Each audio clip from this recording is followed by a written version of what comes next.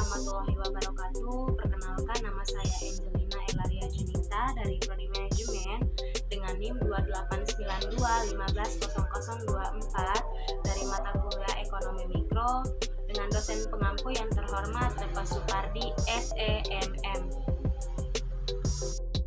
Saja kita ke materi yang pertama, yaitu pengertian penawaran. Konsep penawaran dalam ilmu ekonomi menunjukkan jumlah barang yang akan dijual oleh seseorang atau beberapa orang penjual di pasar. Penawaran adalah sejumlah barang atau jasa yang ditawarkan oleh produsen atau penjual pada berbagai tingkat harga dan pada periode atau waktu tertentu.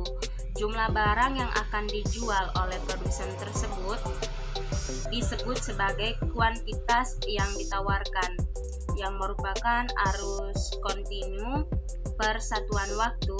Biasanya jumlah yang ditawarkan bisa berbeda dengan jumlah yang terjual. Bisa saja jumlah barang yang ditawarkan lebih besar daripada jumlah barang yang terjual. Lalu jenis-jenis penawaran, yang pertama penawaran perorangan. Penawaran perorangan merupakan penawaran barang atau jasa yang dilakukan oleh seseorang produsen atau penjual pada tingkat harga tertentu. Kemudian ada penawaran pasar. Penawaran pasar adalah jumlah keseluruhan dari penawaran barang atau jasa yang dilakukan oleh seorang produsen atau penjual pada tingkat harga tertentu. Terdapat beberapa faktor yang mempengaruhi penawaran suatu produk, di antaranya yang pertama, harga barang atau jasa itu sendiri. Hubungan ini bersifat positif, yaitu jika harga barang naik, jumlah barang yang ditawarkan oleh produsen bertambah. Sebaliknya, jika harga suatu produk menurun, maka jumlah produk yang ditawarkan juga ikut menurun. Yang kedua, kemajuan teknologi. Kemajuan teknologi dapat meningkatkan kapasitas produksi seorang pengrajin sepatu. Sebelum adanya mesin dapat menghasilkan sepatu 250 pasang seminggu, tetapi ketika menemukan mesin yang dapat memproduksi sepatu 1000 pasang dalam seminggu, oleh karena itu penawaran terhadap sepatu pun bertambah. Yang ketiga, biaya input atau faktor produksi. Biaya-biaya yang dikeluarkan oleh perusahaan dalam memperoleh faktor-faktor produksi memengaruhi besarnya biaya produksi. Biaya produksi akan naik jika harga faktor-faktor produksi naik. Biaya produksi yang melebihi hasil penjualan akan menyebabkan kerugian. Kemudian yang keempat, adanya tingkat persaingan semakin tinggi.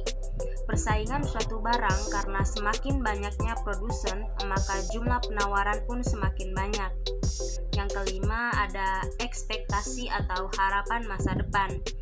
Ketika suatu barang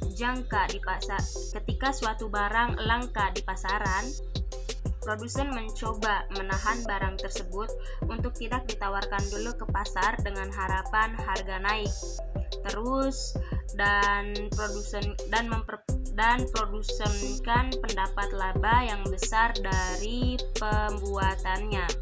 Kemudian yang keenam, harga barang substitusi dan komplementer. Apabila harga barang substitusi meningkat, maka penawaran harga barang yang diamati akan turun.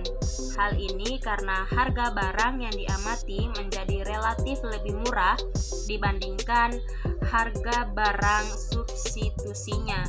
Demikian sebaliknya, sedangkan jika harga suatu barang komplementer meningkat, maka penawaran terhadap barang yang diamati meningkat.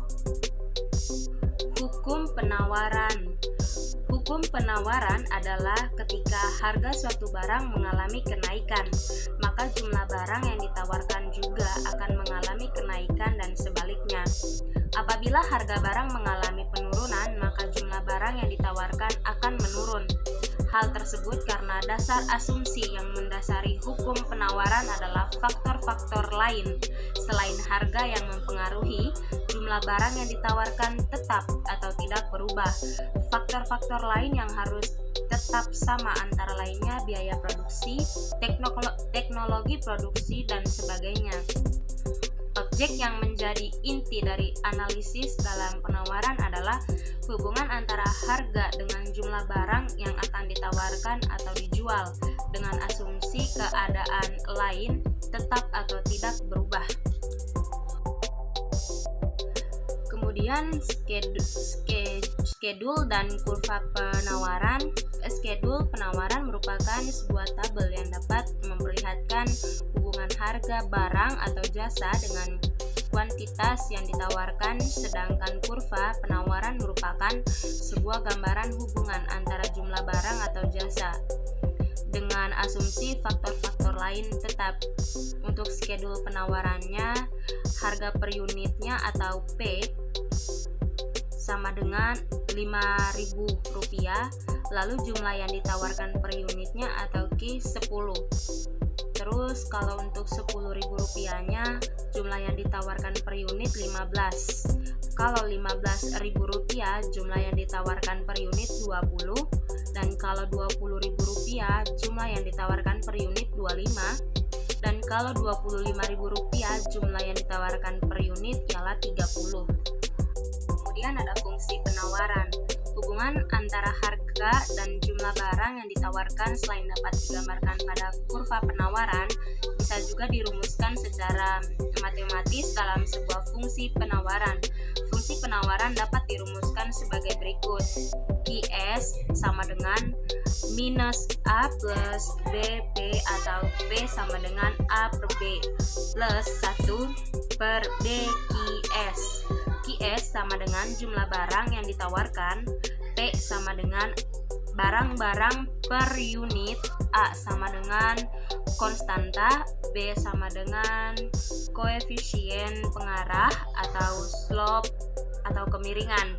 Sementara rumus untuk mencari atau menentukan fungsi penawaran adalah dengan rumus P dikurang P1 per P2 dikurang P1 sama dengan Q dikurang Q1 per Q2 dikurang Q2.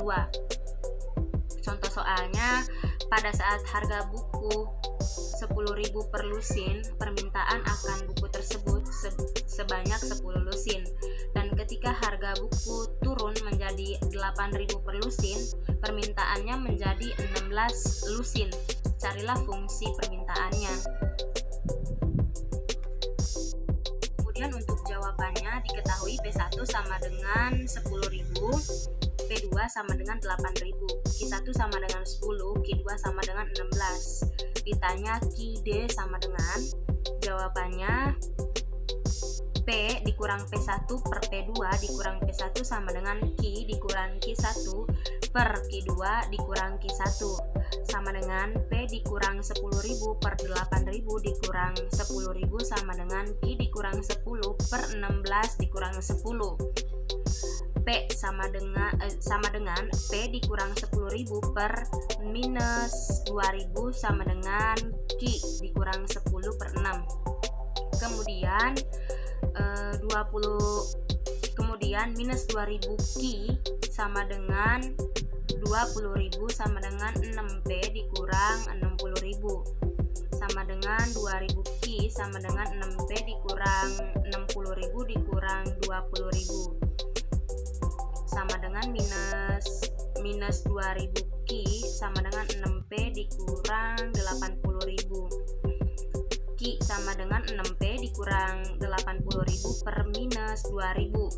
Q sama dengan minus 0,003P plus 40. Q sama dengan 40 dikurang 0,003P atau Q sama dengan 40 dikurang 0,003P sama dengan 0,003P sama dengan 40 dikurang Q. P sama dengan 40 dikurang Q per 0,003. P sama dengan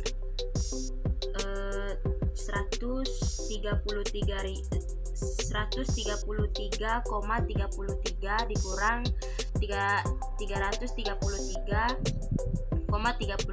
Ki. Jadi fungsi permintaan adalah Ki D sama dengan 40 dikurang 0,003 P atau PD sama dengan 133,33 dikurang 33,33 Ki.